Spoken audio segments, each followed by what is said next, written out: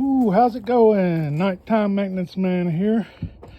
Look at this big bag, pile of bags, 50-pound bags of ice melter salt that I've been putting in here and then going and spreading it. It was a whole pallet like that, all by myself. Oh boy, this is probably my last load. Back here at the maintenance shop. If you're going to be a nighttime maintenance man, this duty will fall to you.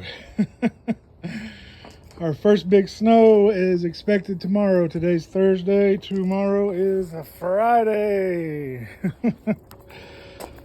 So,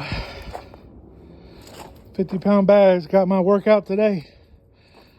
No school tomorrow, so I got the day off. All right. Later.